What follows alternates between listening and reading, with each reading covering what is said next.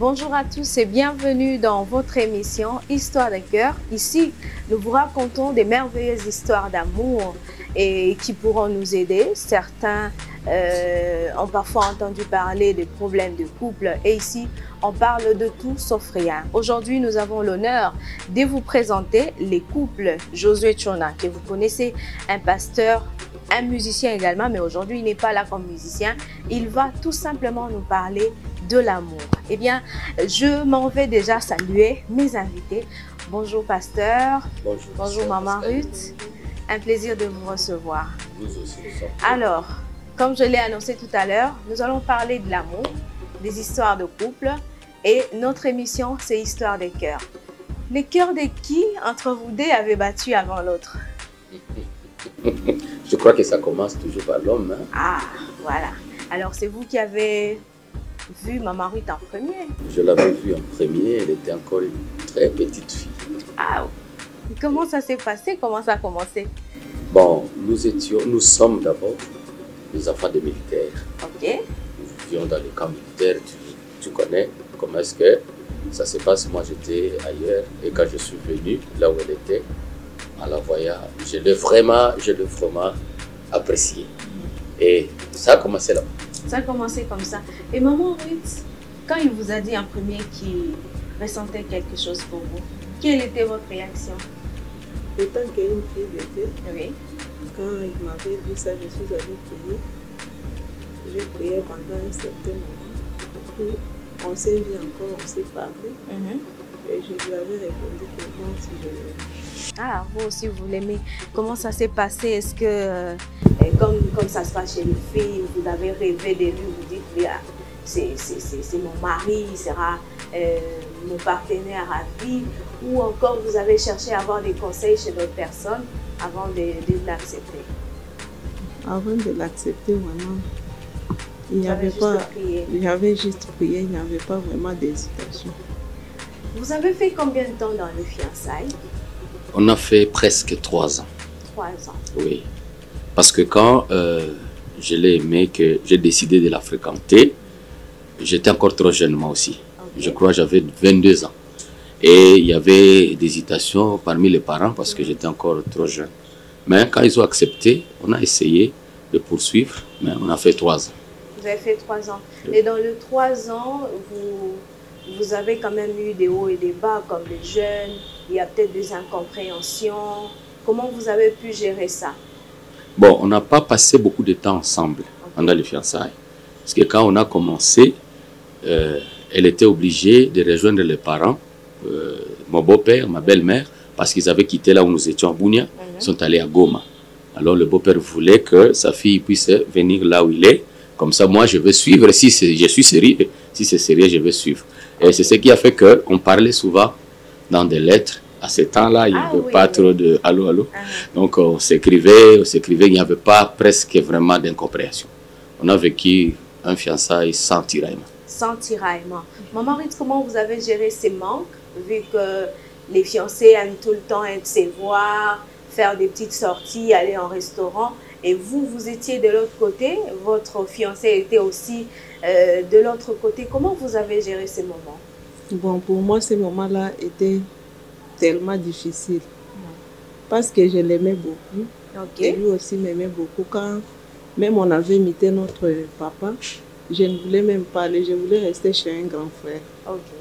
Mais le papa était vraiment exigeant. Il m'avait dit on doit partir parce que je devais aussi continuer à étudier. Quand on s'est séparés, on s'écrivait des lettres, mais ça me faisait mal. Pour avoir une lettre, ça peut passer même après 6 mois. Oh là là! Même une année, tu n'as pas de nouvelles, ça faisait tellement mal, mais tellement qu'on s'aimait. Et nos cœurs battaient seulement ensemble, on s'aimait, j'attendais, lui aussi. Quand seulement je peux recevoir une lettre, ça me faisait du bien. Je sentais qu'il continuait à m'aimer. Et moi aussi, si je réponds, je confirme toujours mon amour. Et j'avais gardé des lettres. Ce n'était pas seulement vous en avez jusqu'à aujourd'hui? Je les avais, mais... Vous avez perdu? Oui, j'ai perdu. Oh là là, on a eu trop de déménagements, on a quitté ici, on a quitté là-bas. Je pouvais prendre et je lisais, même si quand il n'était pas là, Même si la lettre a fait combien de temps, je prenais, je lis. Vous réalisez. Oui, ça me faisait du bien. Alors, quand vous avez pris la décision de vous marier, comment ça s'est fait? Les pasteurs, vous êtes allés rejoindre votre femme pour l'épouser ou la femme était venue vers vous? Non, non, j'étais obligé d'aller et de partir là où elle se trouvait, chez les parents, pour essayer d'être avec eux, payer la dot et la prendre pour revenir faire le mariage. Ça fait combien de temps que vous êtes mariés? Depuis 2000. 13 mai 2000 jusqu'à aujourd'hui. Bon, on est déjà, aujourd'hui c'est le 18, hein? Donc le 17, hein? Donc on a 2 ou 3 jours déjà de plus, donc ça fait 20 ans. Ah, 20 ans, joyeux anniversaire à vous alors. Merci.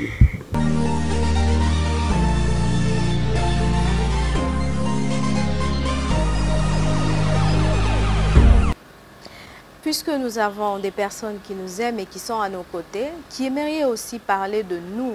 Et aujourd'hui, c'est le tour de nos invités, les pasteurs Chona et Maman Ruth. Leurs enfants vont pouvoir leur adresser quelques mots et aussi, il y a quelques personnes qui vont témoigner de leur amour, mais aussi de la dévotion qu'ils ont l'un envers l'autre. C'est tout à l'heure.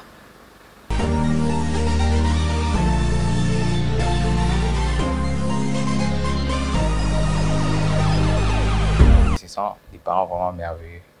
Ils prennent le temps d'être avec nous, de nous conseiller, de nous encadrer et je les remercie pour ça. Ils sont vraiment à féliciter. Ça fait beaucoup de temps qu'ils sont ensemble, je suis avec eux. Ce que j'ai aimé chez mes parents, c'est que ce sont des personnes qui ont des objectifs bien précis. Dans les temps, on est ensemble depuis longtemps, on a commencé peut-être bas. Aujourd'hui, Dieu est avec nous, on est en train d'évoluer et ils sont toujours humbles, accueillants, ils sont toujours bons à recevoir les autres. Et j'ai dit vraiment que Dieu puisse les bénir, qu'il puisse leur donner encore plus d'années, la prospérité et qu'ils continuent à nous élever, à nous éduquer.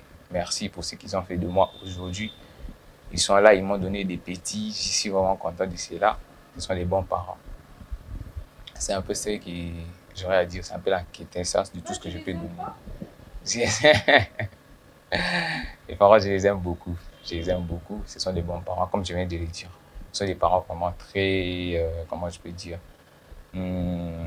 C'est vrai que nous, dans notre famille, on est un peu plus conservateurs, même si c'est comme ça. Moi, j'aime bien parce que c'est une bonne façon d'éduquer, une bonne façon de nous élever. C'est un peu ce que je peux dire.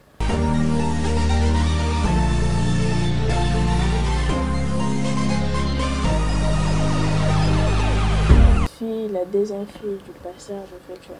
Et je viens premièrement pour leur dire joyeux anniversaire. Et aussi que je les aime beaucoup. J'aime vraiment beaucoup mes parents parce qu'il y a beaucoup de gens qui n'ont pas eu cette chance d'avoir des parents comme ça. Et je viens dire beaucoup merci à ma maman qui me soutient pour tout moment, qui est là pour moi et qui me donne des conseils. Beaucoup de mères ne font pas ça pour leurs enfants. C'est pour ça que je viens vraiment leur dire merci. Et pour leur anniversaire, je les souhaite de bonnes choses et que Dieu puisse leur donner encore une longue vie, qu'ils puissent être avec nous jusqu'à ce que l'enlèvement vienne pour nous séparer. Je les aime beaucoup, j'aime beaucoup ma famille, mes petits frères, mon grand frère. Je suis vraiment gâtée parce que je suis l'unique fille et donc je ne veux pas qu'on puisse me prendre ma place. C'est ça.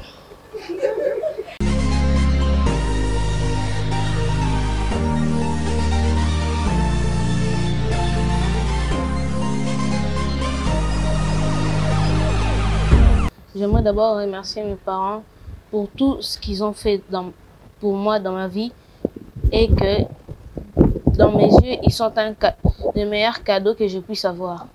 Que c'est en eux que je cache mon futur. Si j'ai un problème, ils sont toujours là pour m'aider. Alors je ne manque pas à les remercier et que le Seigneur les accompagne dans leur vie pour toujours.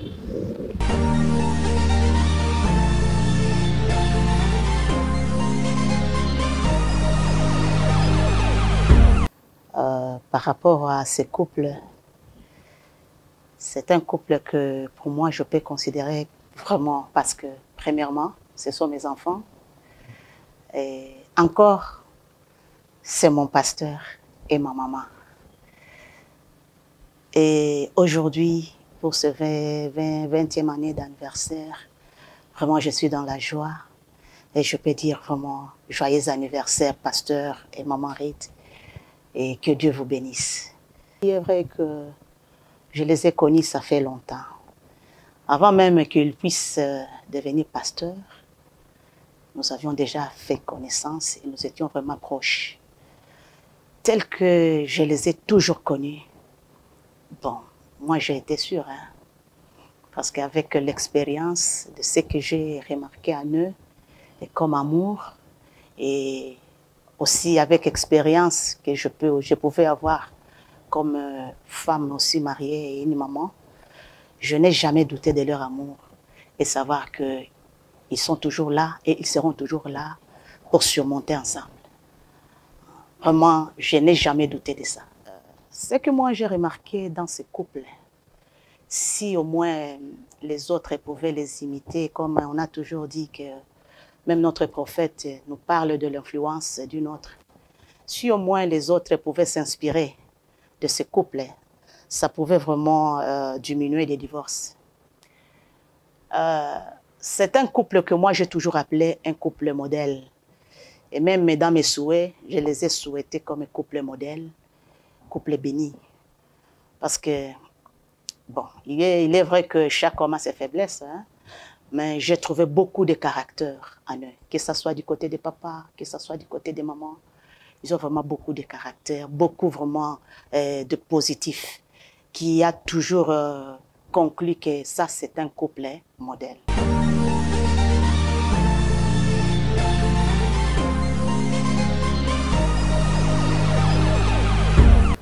Joyeux anniversaire, papa et maman.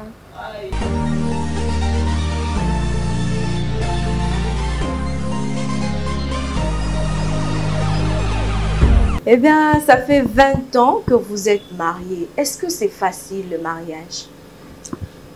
Moi, je dirais oui et non. Okay. Oui, pourquoi? Comme c'est la parole de Dieu, c'est une institution qui a été instaurée par l'Éternel lui-même. C'est facile parce que lui, il nous aide à marcher dedans. Non, pourquoi? Parce que deux personnes qui ne vivaient pas ensemble, ils ne sont pas nés dans la même famille, ils ont deux caractères différents. Et quand ils se rassemblent pour essayer de former et faire sortir une seule personne dans deux personnes, là, ce n'était pas facile. Mais Dieu nous a aidés. C'est très compliqué. C'est très compliqué. Dans 20 ans, vous avez combien d'enfants? Dans 20 ans, on a eu 4 enfants. 4 enfants, combien de filles, combien de garçons? Une fille et 3 garçons. Ah, il est gâté celle-là. Ah oui, oui. Elle est vraiment très gâtée. Alors, quelles sont les difficultés que Mais vous avez sans oublier rencontrées? aussi que nous avions eu une fille qui était, Dieu l'avait retirée avant que l'autre ne vienne. Ah, ok. C'est facile. Quelles sont les difficultés que vous rencontrez dans le mariage, tout en étant un couple, parce que chacun vient de chez eux, vous avez chacun de vous une éducation. Le fait de mettre cette éducation ensemble, est-ce que c'est facile de cohabiter? Au centre de tout couple, surtout nous qui croyons la parole, si la parole est là au milieu, hein, les choses vont aller facilement. Bien que ce n'est pas facile de faire mettre deux caractères ensemble et produire quelque chose. Mais Dieu nous a aidés au travers de sa parole.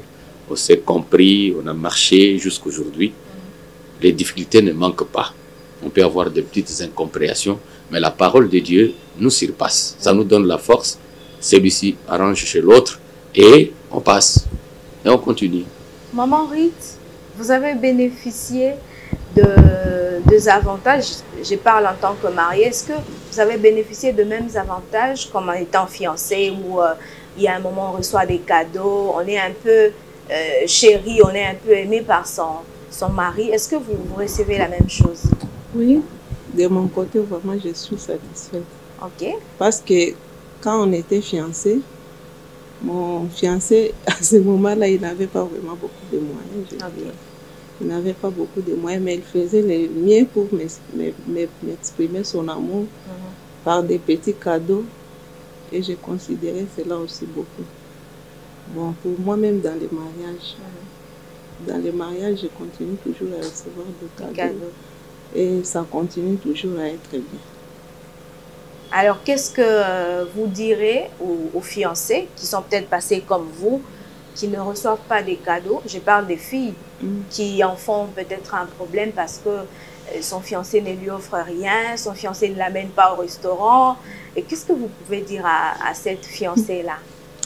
À ces filles-là, je peux dire ceci. Parce que tout est basé sur l'amour.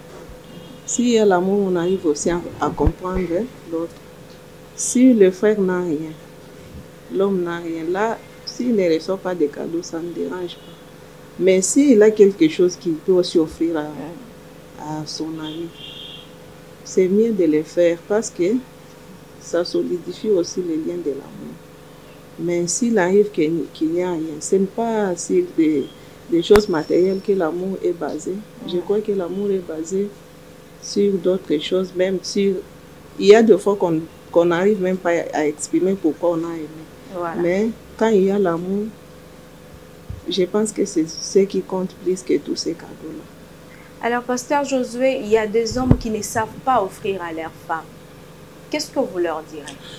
Bon, je dirais, moi, en tant que serviteur de Dieu, en tant que pasteur, surtout dans ce message de Frère Branham, le Frère Branham nous a appris que quand vous vous fiancez, il faut offrir des cadeaux à votre fiancé, à la fille que vous prétendez prendre au mariage. Ça, c'est la parole de Dieu. Quand c'est la parole de Dieu, ça devient une obligation. Donc, ce n'est même pas un conseil.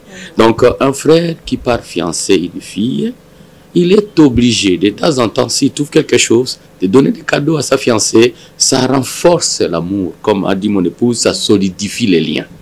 Et ça donne la force à cet amour. Le frère commence avec ça. C'est la parole de Dieu. Les fiancés, j'espère que vous nous écoutez et vous suivez ce conseil, vous allez les appliquer parce que cela solidifie les liens.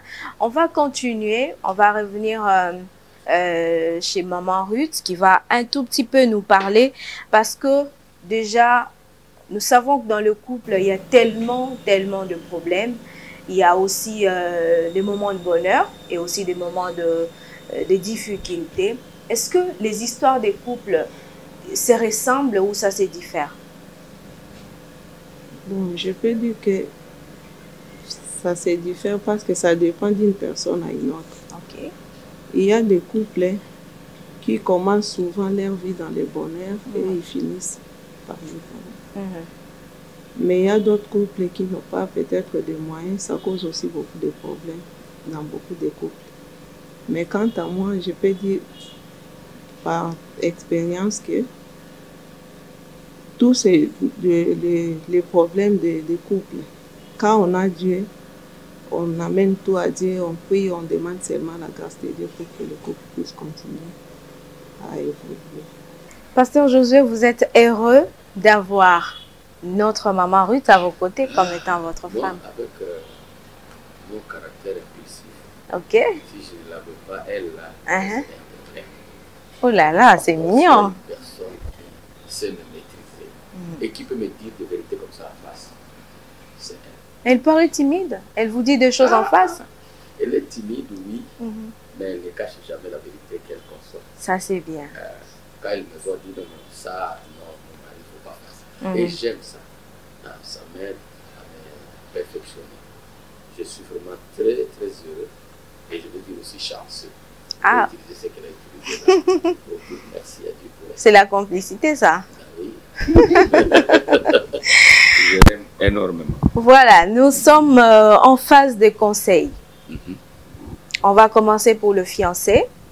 Vous avez traversé ce moment. Peut-être que c'était différent vu que vous étiez l'un à côté, l'autre de l'autre côté. Quel conseil donneriez-vous aux fiancés qui sont en train d'essayer de se marier, mais qui ne sont pas en harmonie? Qu'est-ce que vous le direz? En tant que serviteur de Dieu, mon conseil est que ce fiancé-là, bon, quand on dit déjà fiancé, ça signifie que c'est une étape où on ne peut pas briser.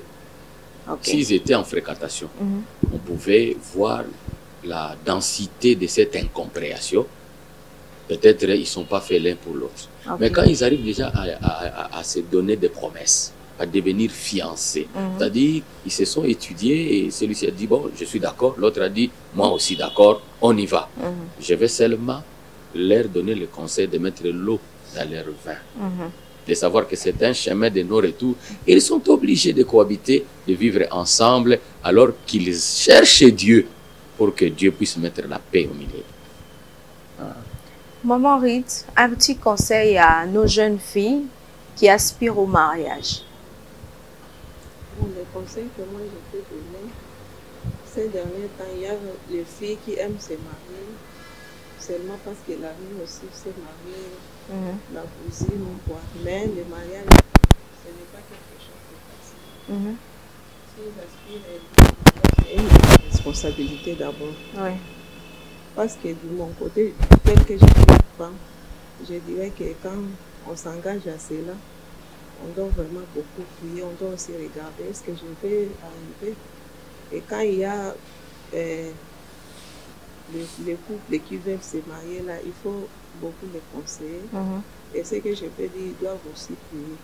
Parce qu'on rencontre beaucoup, quand les difficultés commencent déjà dans le temps de fiançailles, parce que c'est le moment qu'on a toujours traversé sans difficulté, souvent il y a l'amour, on ne se connaît pas bien, donc maintenant on se met ensemble, ça va être encore plus pire. Comme ce sont déjà des fiancés, comme mon mari l'a dit, ils doivent seulement chercher de s'attendre. S'il y a quelque chose qu'on peut même se mettre à dire, on peut prier pour que ça puisse marcher. Parce que dans les fiançailles, c'est le moment d'ailleurs du bonheur. Quand on commence avec des je peux dire de ne pas s'attendre. Ça ne sera pas bien dans le mariage. Ça ne sera pas bien dans le mariage, ça c'est pour le fiancé. Et les mariés, vous avez 20 ans aujourd'hui, 20 ans depuis que vous êtes mariés, vous avez eu à traverser les hauts et les bas, et aujourd'hui vous êtes là, heureux, l'un à côté de l'autre. Qu'est-ce que vous donnerez comme conseil aux autres mariés qui sont en train de vous suivre? Le premier conseil que je veux donner, c'est que la Bible dit toute maison bâtie sans Dieu, cette maison-là ne va pas résister. Il faut que le marié et la mariée puissent d'abord accepter tous de mettre Dieu au centre de leur foyer, de respecter la parole, d'être toujours dans la présence du Seigneur. Ça donne solution à beaucoup de problèmes. Donc, quand Dieu est au centre du foyer, ce foyer, c'est un foyer heureux. Ça, c'est d'abord le premier conseil, de mettre d'abord Dieu au centre du foyer. Le deuxième conseil, c'est que les mariés doivent vivre selon la compréhension. Il n'y a rien de plus fort que la compréhension dans un foyer. Parce qu'il nous arrive de commettre des petites erreurs, indépendamment de nous-mêmes. Mais si l'autre ne parvient pas à comprendre que non, lui ne peut pas me faire du mal, ou elle ne peut pas me faire du mal, c'est simplement une erreur qui a été glissée là par le diable, ce foyer ne sera pas un bon foyer. Donc la compréhension, c'est deux conseils. Et ce que peut donner au mari. Qu'il mette Dieu au centre et qu'il soit compréhensif. Maman Rite, on va finir d'ici là. Si on vous donnait le temps de dire des très belles choses à votre mari, ça serait quoi? Il y en a pas, je ne sais pas si je... Non mais exprimez-vous, faites comme si je ne suis pas là. Alors charmez votre mari alors. Mon mari, c'est un bon mari. Je l'aime aussi beaucoup parce qu'il a un grand cœur. Il sait pardonner, il sait aimer. Et il a de bonnes paroles. Même quand il avait commencé à m'aimer de l'être qu'il m'écrivait, je sentais vraiment qu'il m'aimait. Et de mon côté aussi, je l'aime. Et je veux dire que c'est l'homme de ma vie, c'est le plus bon homme que je peux avoir sur la terre. Aïe, aïe, aïe. L'homme, c'est l'homme au cœur d'ailleurs. Ah, ça c'est l'amour. En tout cas, merci ma chérie. C'est votre tour maintenant. Ah, mon tour. Oui. Ma Pascaline, je fais la littérature. Alors, si je commence ici, hein, je crois que... Ah, je vois pourquoi mon mari était follement amoureuse en tout cas. Je vois, je comprends tout maintenant. Je comprends. Bon, elle est une créature spéciale, cette dame. Avec le ministère et la charge pastorale qu'on a, ce n'est pas facile pour une femme. Parce qu'on devient papa et maman de beaucoup de personnes qui sont ici de différentes familles et qui parfois ne vous comprennent pas. Et alors avoir une dame qui peut se maîtriser, supporter, comprendre, accepter parfois, même en tant que prédicateur missionnaire, je fais des temps et des temps ici et là, je déambule ici et là pour prêcher, mais elle reste toujours là à la maison. Et une chose spéciale qu'elle a, que je n'ai pas vu dans beaucoup de femmes de pasteurs, c'est qu'à chaque fois que moi j'enlève mes pieds ici pour aller prêcher, elle est toujours souvent en prière pour nous. Et ça me dépasse. Et elle est extrêmement jolie. Oh là là. Elle est vraiment une très belle femme. Pas seulement jolie de visage et de cœur aussi. Je l'adore. Aïe. On va finir par ces mots. J'espère que vous avez aimé ces moments. Vous aimeriez également participer comme le couple Josué Tchona qui nous a fait honneur de nous recevoir aujourd'hui. Vous pouvez tout simplement nous contacter aux numéros qui sont là affichés au bas de vos écrans. Sachez que nous n'avons que de l'amour à donner. Et si cet amour, nous pouvons le partager avec toutes les personnes que nous aimons, en tout cas, ce monde changerait juste pour l'amour. Alors, merci à vous de nous avoir suivis. Et grand merci à toute l'équipe qui a réalisé cette émission et beaucoup plus à James Moussa. On va se retrouver très prochainement.